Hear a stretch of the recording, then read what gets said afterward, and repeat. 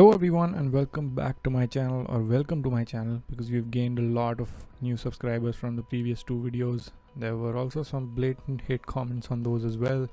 Kind of stings, but yeah, I'm just not used to hate comments yet. But yeah, if you like the content on this channel, please make sure that you are liking the videos and subscribing to the channel. I'm not a real world pilot, so don't expect me to be one.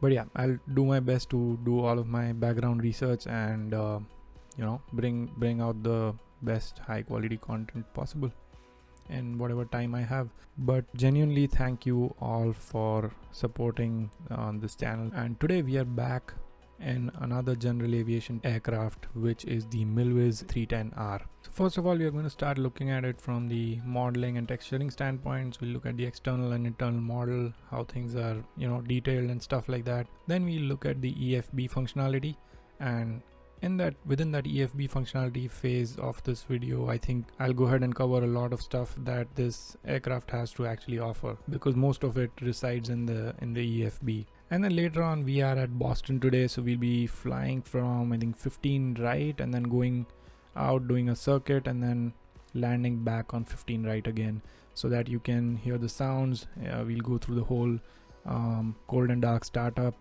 and yeah, it'll be a nice little fun flight with this newly released Milviz C310R. So yeah, sit back, relax, grab a coffee and enjoy this video. Alright, so you have been already watching those cinematics, so I won't take a lot of your time, but let's review the exterior model real quick here. You can see that all the details are nicely modeled. I'm pretty sure these are normal maps, but again, like, everything is, it seems all hand placed and nicely modeled. All the fabric inside the cargo bay, even these de-icing pads have like a different texture to them, just like it should. All the rivets seem like nicely hand placed. Also, the aircraft is not completely clean, so you'll see these dirt streaks going on, and I'll show you something really cool in a few minutes when we get to the EFB. But yeah, everything is extremely highly detailed in terms of modeling and texturing. It seems like substance painter to me. I could be wrong, but yeah, regardless, everything is super clean, super detailed, and amazing work by the Milviz team.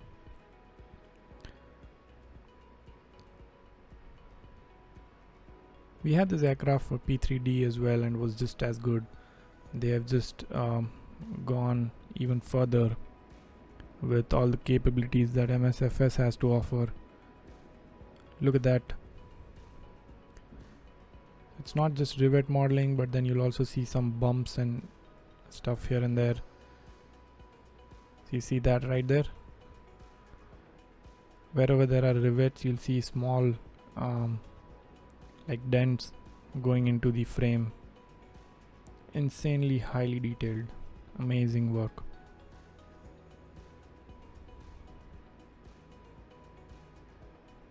Absolutely love it.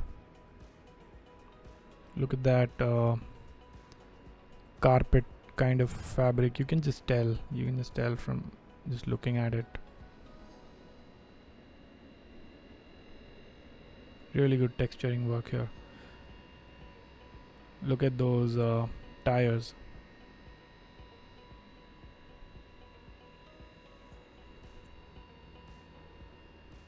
Honestly, I'll just say this is one of the best texture work that I've seen on any add-on, at least on MSFS, whatever I've flown until now.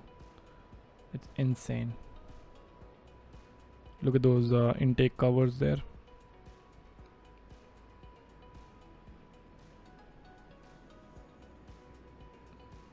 It's insane amount of detail. I just can't stop repeating it. And then we come back to the front here. Nicely modeled and textured landing light, and again, like I said, insane amount of detail on the tires.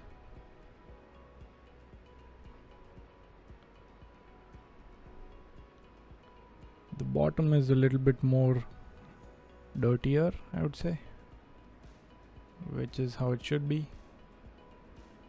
Amazing. Alright, I'm done praising the model from the outside. Let's look at the virtual cockpit. There we have the EFB. You can click on this A pillar, I would say. You can click on this A pillar and that will get rid of the EFB. You can click on it again and that'll bring it back. Now when the EFB goes away, you can find it right here in the pocket. That's where it's at. So again, moving around in the cockpit, everything is extremely well modeled and textured as well.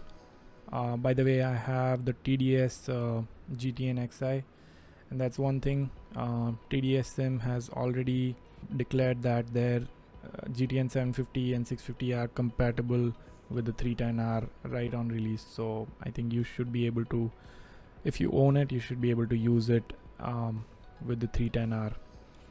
One more thing that I wanted to show you is these seats right here. Look at this texturing. It's just insane. Look at that. And I know this is not a texture sim or whatever, but it's just commendable. I mean, someone has worked on this, right? So you have to give it to them. You just can't not look at it and just continue flying the aircraft, looking at the systems and stuff. Someone has spent hours doing these textures. So that is why I feel like, you know, they deserve some appreciation and some time of this video. Look at those folds in the seat. This is just sick amount of detail. Love it. So yeah, from what you can see, there's literally nothing I can say about modeling and texturing. There's no improvements that they can do. Like literally it is one of the most top-notch work that I've ever seen in terms of models and textures. So with that out of the way, let's start looking at the main thing here, which is the EFB. EFB has a lot to cover, so I'll slowly go through each of these pages here in this next section of this video. Alright, so now let's start looking at the electronic flight bag here. You can click on this button to turn it off, and you can click on it again to turn it on. So once it turns on, it'll say click to continue. If you click on it, you will be on the configuration page here. There's quite a bit to look at in the EFB, but I promise it's really interesting, so hang in there. First of all, on the left you have the doors and attachments. You can close all the doors by unchecking them. You can remove the engine covers by unchecking them as well. Intake covers, pitot covers, wheel chokes, and control locks. Everything is truly modeled. So if you have control locks on, you will see this control lock right here. So it's all truly modeled. And you can even click on the control lock to remove it, I think. Yep, there you go. On the right side, you have passenger baggage. If you want to fill in the passengers and baggage at specific places. So right now I have hide avatars, but if I uncheck that, you will see the co-pilot right here, right? And you can also add more passengers by just checking the seat, by just checking the seats here. So let's say I've added all of them. Now if you look back, you will see all of them added in there. And I think you observed that when you start adding passengers, it also moves the airplane because you're kind of adding weight to the airplane. So it's really nice. It's a really nice touch. Again, I'll remove all the passengers here and Next, you can add baggages. So let me open up these doors real quick, and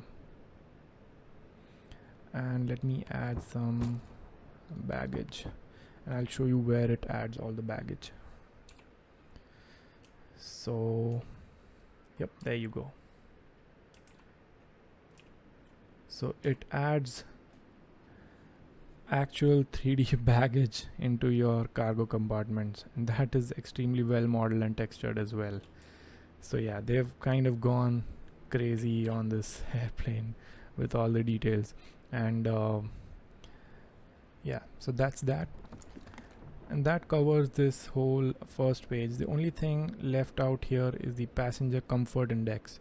Now you can see that right now it's 90. So this is, I think, controlled by two things. One is the cabin temperature. If it gets too hot or too cold, the passengers are going to start feeling uncomfortable.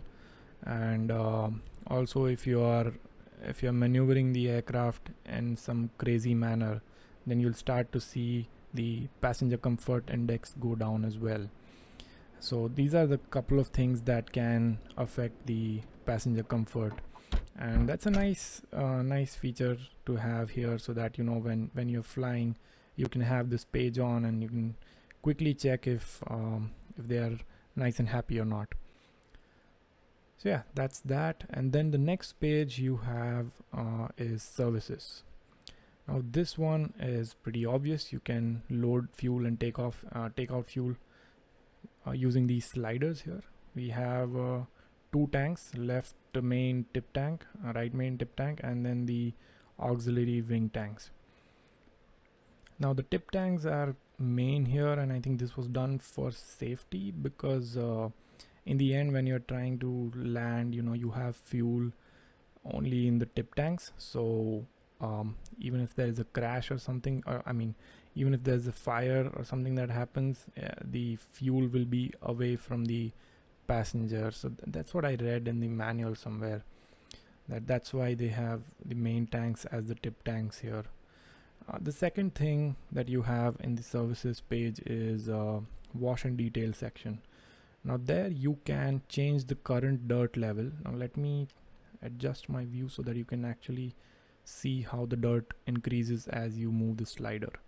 So I'm going to move the slider. You see that? The aircraft turns extremely dirty. This is one nice feature that you have. Oh, look at that. It also adds a wash me thing here. So yeah, that's a nice little feature, and you can vary the rate of change of the dirt accumulation, so you can make it clean, and I have the rate of change of dirt accumulation set to, I think, normal. So as you fly the aircraft, it will start getting more and more dirty, and then when you feel like it's time to clean the aircraft, you hit clean aircraft, and that'll clean it completely. Well, it made it more dirty here, but you get what I'm saying. That'll clean it to whatever point it can clean it up to. You can change the units from here, gallons or pounds. So I think services page is done here. There's nothing else to look at here. Then we have the options page. Now in options, like I said, first options is avionics suite, and that is this area right here. Will change depending on what you select here. So if you're going for the good old radio navigation, it will change to radio navigation.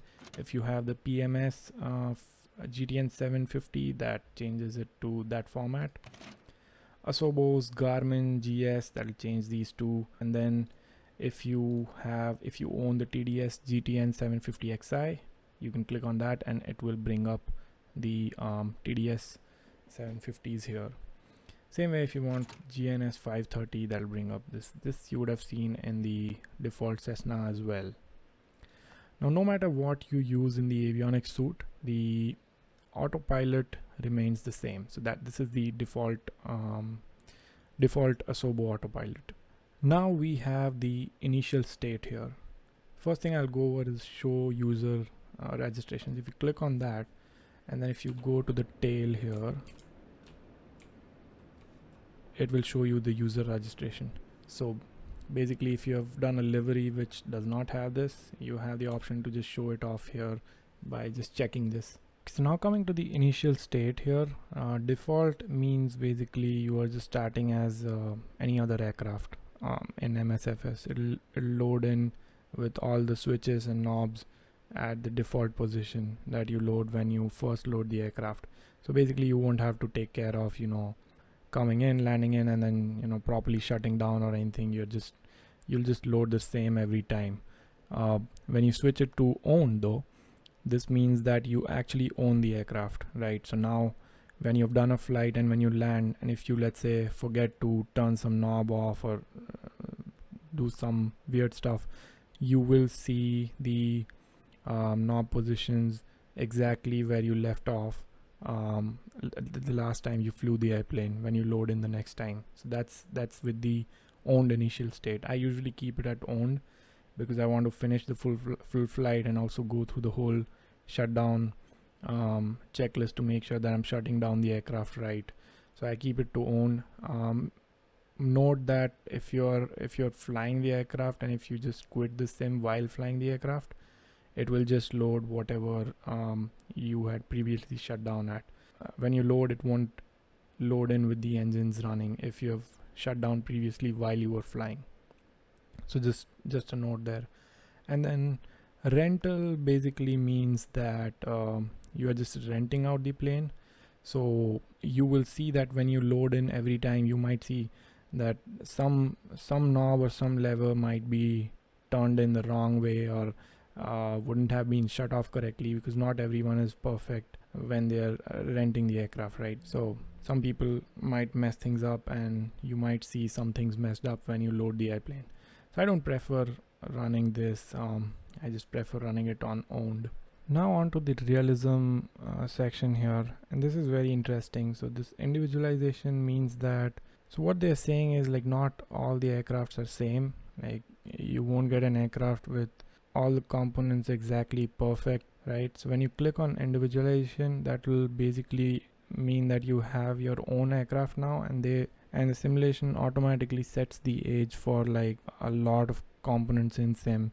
Similarly with engine realism, if you want like a perfect engine, you can uncheck this, but if you want something realistic where components can age, or where you have to, you know, follow proper real world procedures so that you're not damaging the engine and stuff like that, then you might want to tick this as well. So for system realism, this includes things like, let's say your pitot tube, you forgot to take off the pitot tube cover.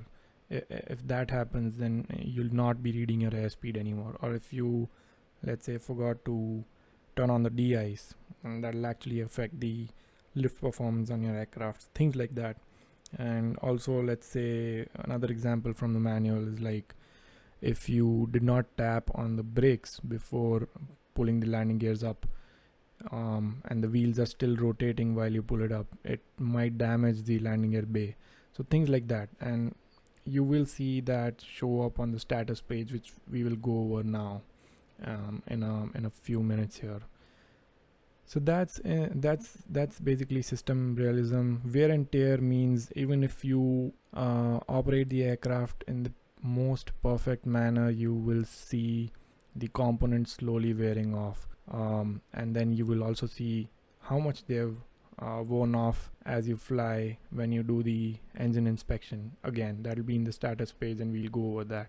And this has kind of two components to it. One is like induced wear and tear, which is wear and tear of components because of the way you are mishandling them or not handling them correctly. And the second one is entropy failures, which, you know, they just happen with time, even if you perfectly operate the aircraft. So that's here. I would advise all of you guys to, you know, have all of these ticked and set this to either owned or rental.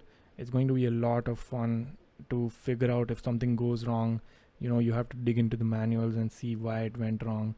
stuff like that. I think it'll be a great learning experience if you guys can turn all of these options on and fly this airplane. That way you can just there can just be a lot more learning in the hours that you put on. The last section here is failures section. You can choose whether you never want failures, occasionally want failures, rarely want failures, and frequently. And how frequent each of these are, it's all in the manual, but pretty easy to understand. You can choose whatever you want. If you want failures every flight, then you can probably choose frequently. And again, like I said, you can choose frequently and then learn a lot more than you would have if you'd chosen occasionally and rarely, because frequently you'll have some kind of small or big failure happening every flight, almost every flight. And yeah, you'll just be digging in more and learning more about the aircraft in general. So that's it for the options page. I know that was long. I hope it wasn't sleep inducing.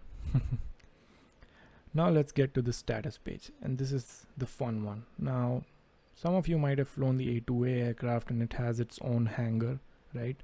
This is the hangar for the C310R. You can you can inspect the aircraft only when it's parked and the engines are shut off, right? So I'm going to inspect the aircraft now.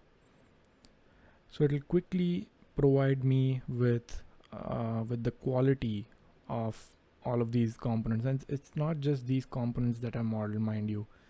There are multiple hundreds of components modeled in there, but overall it's just these categories given to us, showing like what could have overall gone wrong, right? And since I have individualization ticked, not all our components are in the best condition possible. Now you can do an overhaul and that will kind of fix everything. It says working here, so it'll fix everything and try to bring everything up to like 100%, but it still won't be perfect, right? Because we have individualization ticked there. So yeah, it's a really nice, you have a living, breathing aircraft basically that you can own and maintain in your simulator. Really great work. I am going to have a lot of fun flying this airplane. So I think now that we are done with the EFB, what we can start doing is I will brief you guys on what we are going to fly today, and then we can start with the cold and dark startup and everything, so that you can listen to how the sounds are, and whoever's flown this aircraft in real life, they can probably comment on how good or bad the sounds are. I thought that they were extremely good. But yeah, let's go ahead and leave that down in the comment section below if you think it matches with the real world or not. Okay, so before we start our flight, let me quickly brief you guys on what we are going to fly today. So we are at this parking spot here, right beside runway 15 right. So we're going to take off from runway 15 right and then take a left turn, and then come back in and join either Woburn or Swig, which I think we have to be at 4,000 feet here at Swig, and if we join Woburn, we'll have to be at 3,000 feet. So we'll take care of that. Initially, I think I'll just put in a cruising altitude of 3,000, aim for Woburn. So whenever we are on the downwind leg, we'll just take a turn and join Woburn, and then capture the localizer for 15 right and then come back in. So we'll be doing a nice little circuit, fun little flight around Boston here today, and this is the Boston airport by Fly Tampa. Not sure if you'll be able to see a lot of it. I'll probably do some flights with MD-80 departing from Boston so that we can cover this airport. Let's start with the cockpit preparations checklist. I'm going to leave the checklist on the screen somewhere, so that you guys are aware what I'm looking at, but I'm currently pulling it up on my phone here. Alright, so let's start with the cockpit pre-flight here. Control locks are not in, so we are good there. Parking brakes are set. All switches are off. I'll assume that all the switches are off. I think we didn't really turn anything on last time we flew, I think, so we are good there. All the circuit breakers, yeah, I didn't show you this, right? All the circuit breakers are actually modeled, so if you'll have any failure, these will pop out and you can pop them back in. So yeah, they're all in. I don't see any of the circuit breakers being out. Second, okay, then there's fire extinguisher, which is right here, secured. We see the belt. We're good. Then we have the voltmeter selector. I'll turn the yokes off. We can change this to bat so that when we turn on the battery, we can see whether the battery is actually providing power or not. Nav and anti-collision lights. So after we turn on the battery switch, we need to check whether the nav and anti-collision lights are working. So let's do that now. So I'll turn on the battery and then I'll turn on the nav lights, and the anti-collision lights go out.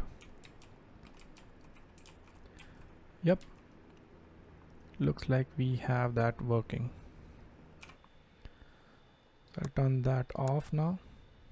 Next, we need to make sure that the fuel gauges are good. So we have some fuel in it. We'll have enough fuel to fly the circuit. I'm not going to take out any fuel from this.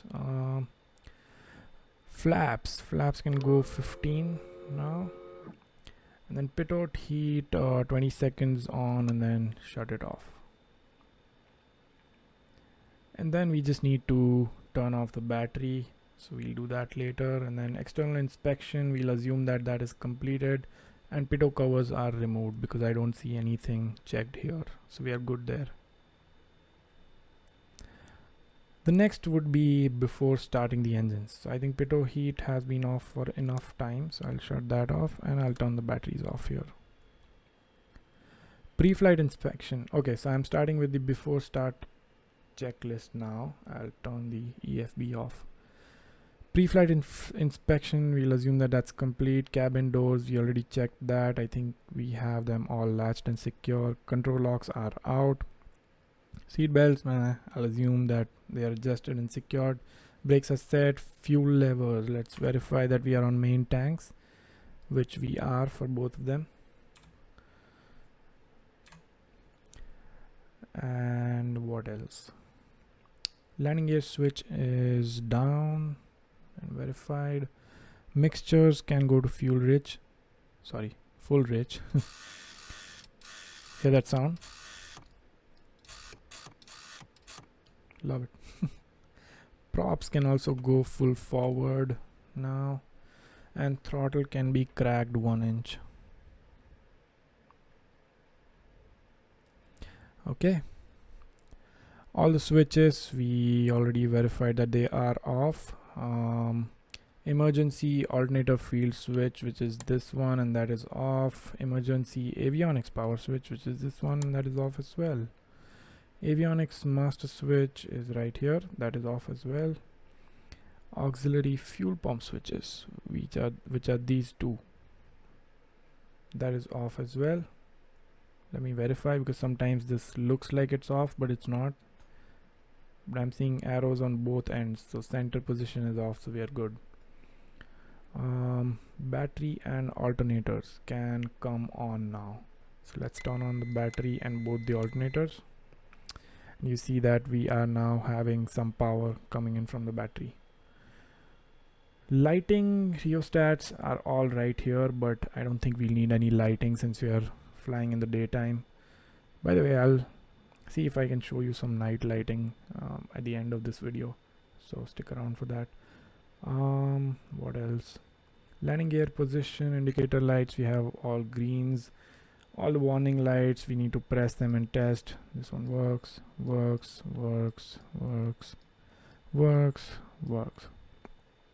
And I think there's 2 here for right and left alternators, and that makes sense that those are on because the engine is not on.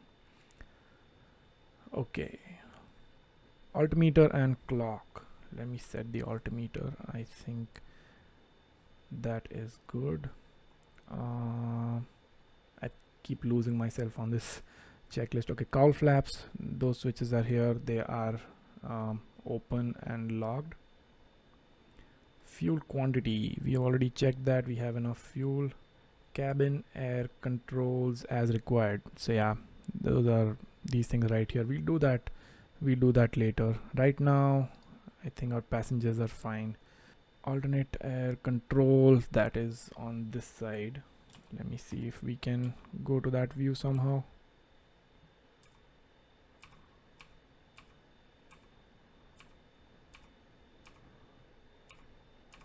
Nope.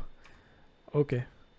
Anyways, I don't have my joystick connected. Basically it's on this end here, and it should be in, so nothing to worry about there. External lights as required. We'll turn the nav lights on. You can turn the anti-collision lights on for now. Okay, I think we are good on the before start checklist, so let's start the engines now. So someone needs to scream props clear. I'm going to assume that I screamed. I don't want to wake my roommates up. Magneto switches can come on now, so all these 4 switches for left and right engines. Now we'll start with the left engine first. Once the left engine starts, we are going to verify that we are at 1000 rpm and our oil pressure has gone up to 10 psi minimum, and it has to go to those levels in like 30 seconds. So we'll check for that. Same way for the right engine. So that start briefing is done, so let's prime the left engine first and then hold the start switch. As soon as the engine starts, we can turn the auxiliary pump to low. Let's verify the RPM. We are at 1000 plus something, so I'm going to go a bit lower on the throttle so that we can come up to 1000. And the oil pressure looks fine. Same way we can start the right engine now. Okay, good start. We can turn the pumps to low. Okay, so both the engines are good. The oil pressure is good here as well, and the RPM for both engines is 1000, so we are good. Alternators check. Let's switch between the left and right alternators. They are providing power, so that is good. Now you'll see that the battery has gone to 0 because now the alternators are taking over and they are probably charging the battery. Alright, engine start checklist is also done. What I'm going to do now is lean the engines a bit because I don't want the magnetos to go bad. Now before taxiing checklist, passenger briefing, we'll assume that is complete. Avionics master switch can come on now. Avionics set, I don't think we need to set anything here. We are good as it is. And let's see, lights as required. Like I said, we are not going to turn on the internal lights, but let's turn on the external lights now. Since we don't have anyone standing in front of us, I think we can turn the taxi lights on. And then cabin temperatures as required. If we are heating, there's a separate checklist, and if we are only ventilating the cabin, then we turn the we lean it a bit more. Let me turn the cabin air on and then turn this to fan. That's what it says. Yeah, cabin heat switch needs to go to fan. Heat resistors and directional air vents are set. That's fine. Brakes can be released whenever we want to leave. And for taxiing, throttles, brakes, and flight instrument. Okay, so I think we are good to at least go ahead and taxi to the runway here.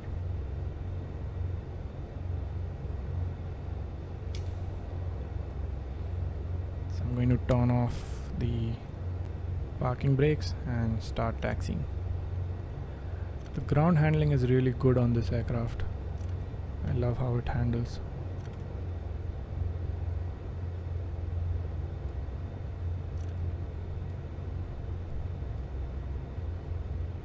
I think we leaned it. Yeah, we leaned it. Good. I'm going to tap on the brakes a lot more because it's just my brake button is actually on a switch on my joystick, so it's not as smooth as you would expect. So I think we turn left from this one and then hold at the holding point.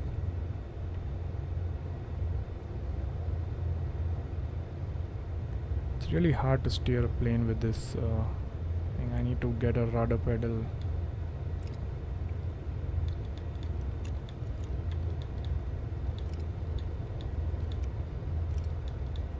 Alright, that's 15 right holding point.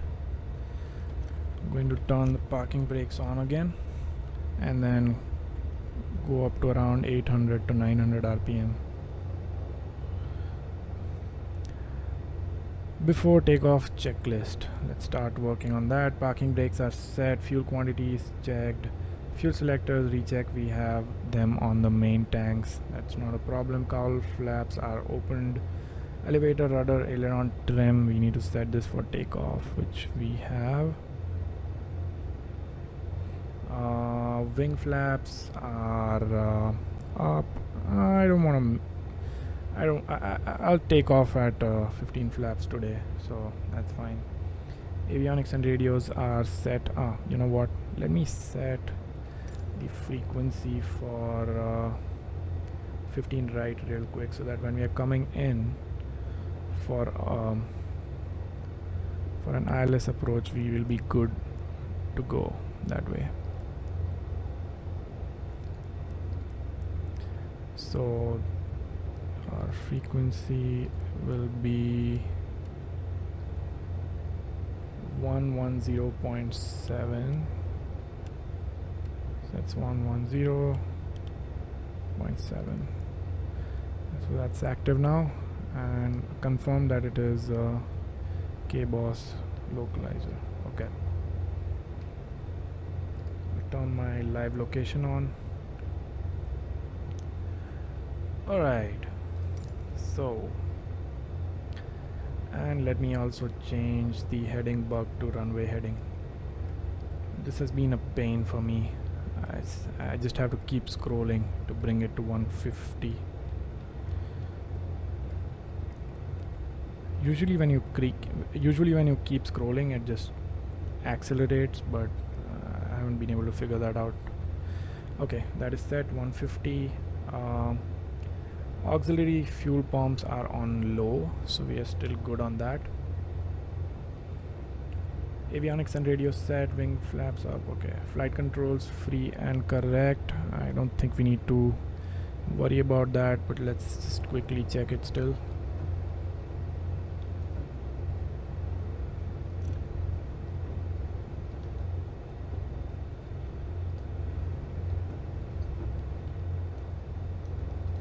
Okay, we are good. I'm going to make the yokes disappear again. Now we need to do the engine run up. So let's take the engine to 1700 RPM, which is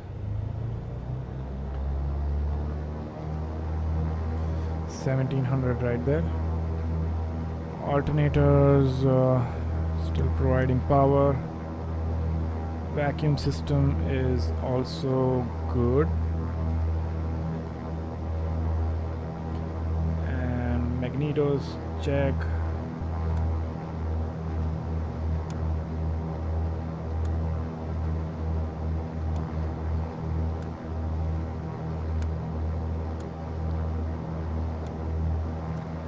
Prop feathering, we'll go to like 1200 RPM it says, and then return to full.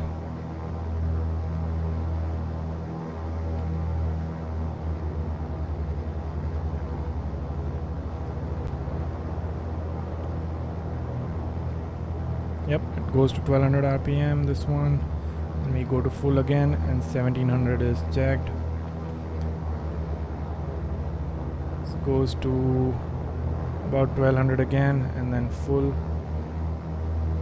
Mixtures can go to rich now. Engine instruments, all of them are checked and all of them are in green. Throttle to 1000 RPM.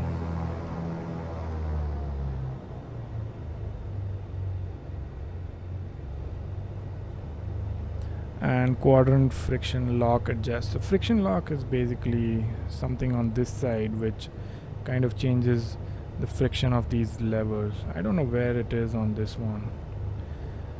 I can't go on the co-pilot seat, so whatever it is, I think it's fine. Turn the cabin air up, make sure that the passengers are still good with the temperature. I don't think there'll be any problems with cabin temperatures today. Exterior lights as required, we have all of that good. We'll turn on pitot heat. Ice protection, we don't need it today. All cabin doors and windows closed and latched. Parking brake release, and then max takeoff performance, we have our wing flaps down to 15, brakes are set full throttle. Lean for field elevation, we're not leaning.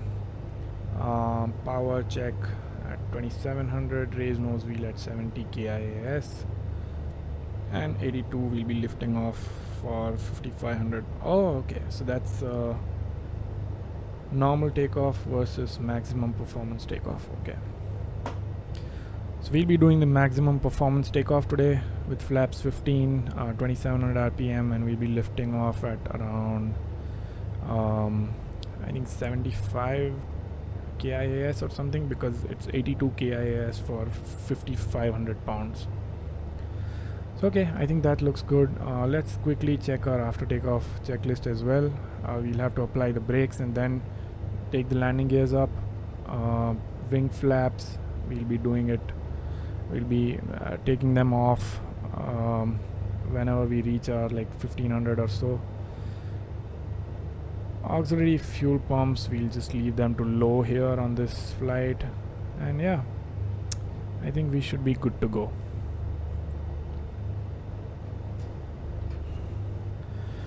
Alright, I'm gonna release the parking brake and get out of here.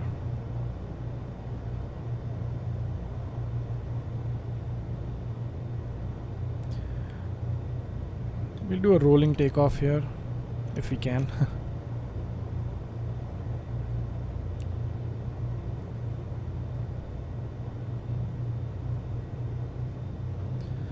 Okay, I think I'll go around 50%, and then as we get to the threshold I'll do 100% throttle, and we'll check for 2700 RPM is what it needs to be at, 2700, which is good, and we can lift off. It was a little bit bumpy, so I'll be tapping the brakes here and then wheels up.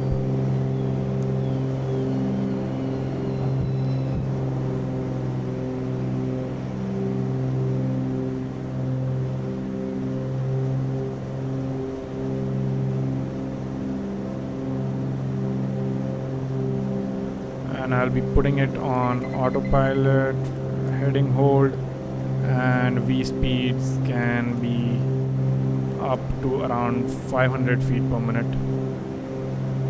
I think we can do 1000 or something, and the altitude will be 3000. 3000 is our cruising altitude today, because I'm planning to join Vobur at some point here.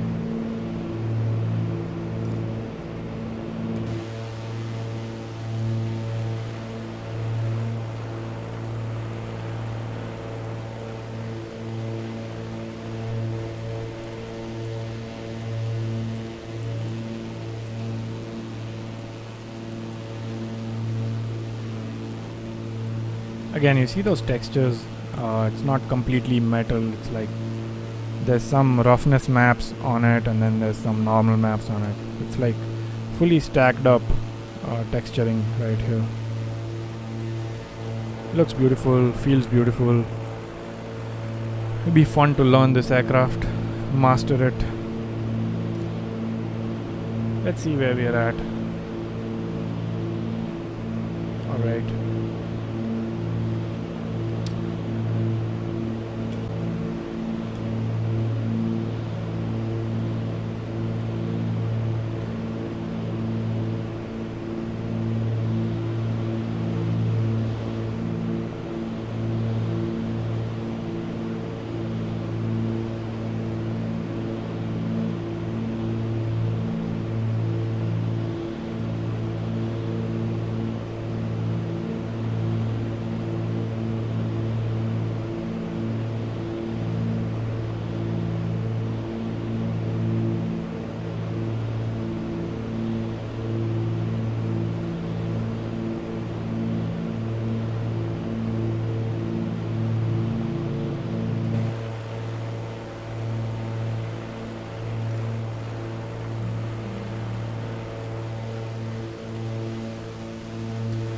Looks stunning, this view.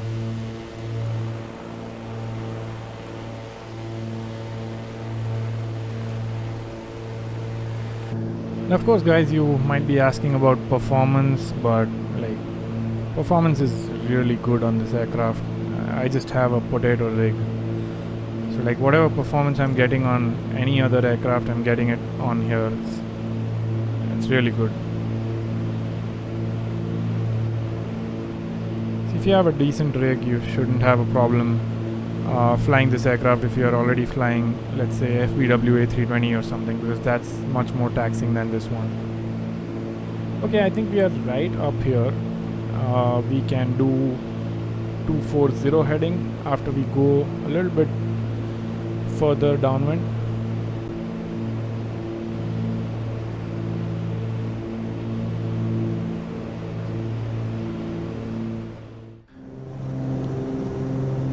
By the way, Milviz is going to stream on Wednesday, and there'll be a free copy of this aircraft being given out every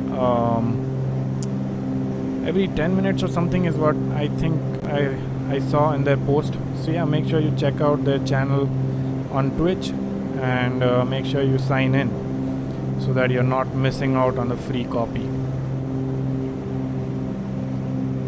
You're a bit high. I'll just fly this manual now. Let me turn the yokes on as well.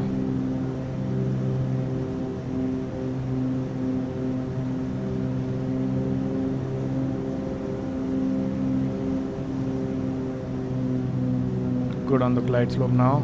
Bit high. Sorry, low.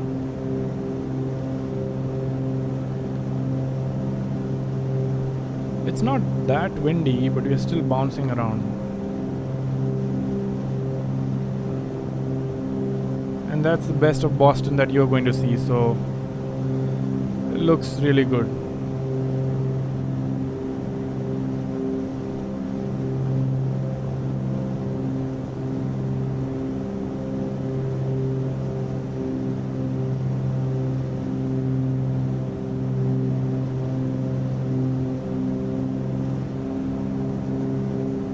At about 90 KIAS, which is a good approach speed. A bit lower on the approach, but that's fine.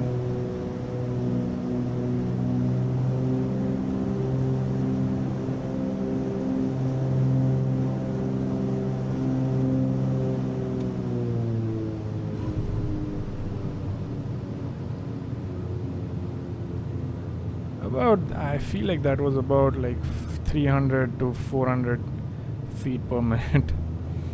Not a very good landing, but we are down.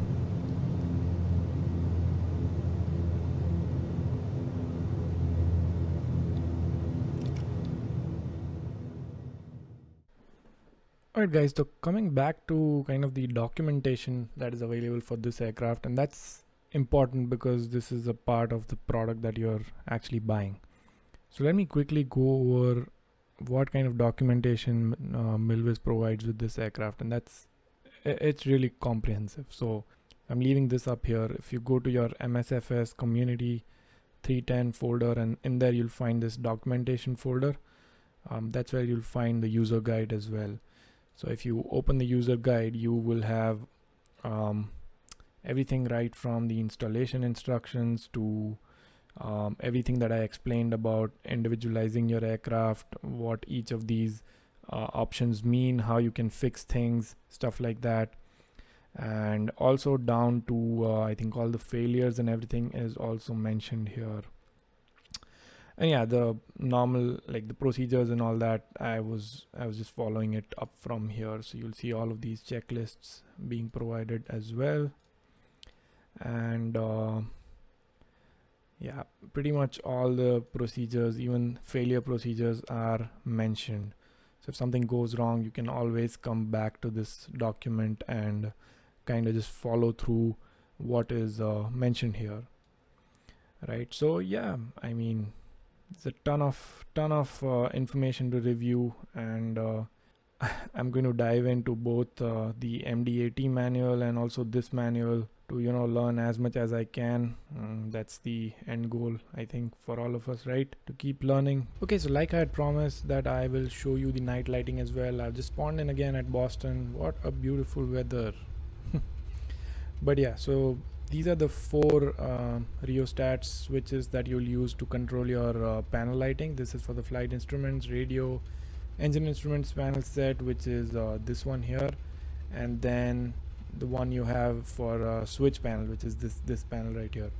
You also, apart from these instrument lights, you also have a general dome light which can be turned on from here, and that's a red light.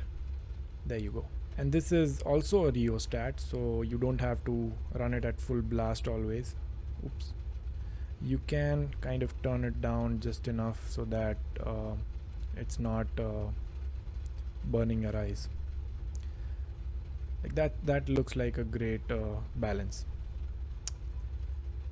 And let me see if there was one more here somewhere. Yeah, there you go. So there's one more dome light here, which is like a white light. It's extremely bright. So if you're not fond of this red light, you can turn that down, and you can turn this one up. I personally prefer the white light now that I look at it. But yeah, you have all of these cabin lights at your disposal. It looks just stunning at night as well. Okay guys, that is it for today's video. I hope you got to know a lot about the C310R that is coming out, and I hope this video will kind of help you make a decision on whether this is your thing or not.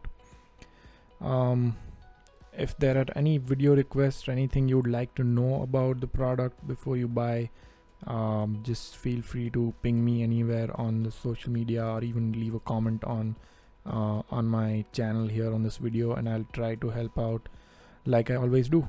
Again, this was not how to fly this aircraft video, so I hope people don't take it in that manner and start bashing on me.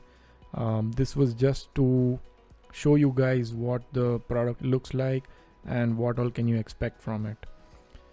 So yeah, I hope you guys have a good time flying this aircraft, and a huge congratulations to the Milviz team. I can understand it might have been so much of hard work, getting these add-ons out, and then some people just don't even appreciate it. So I'd like to thank each and every developer who has worked on this add-on, made it what it is today. Say one of the most detailed general aviation aircrafts available, MSFS. On that note, I will end this video, and I will see you guys on the next video. And you have a great day, morning, night, evening, depending on wherever you are at. Happy flying everyone, and I'll see you.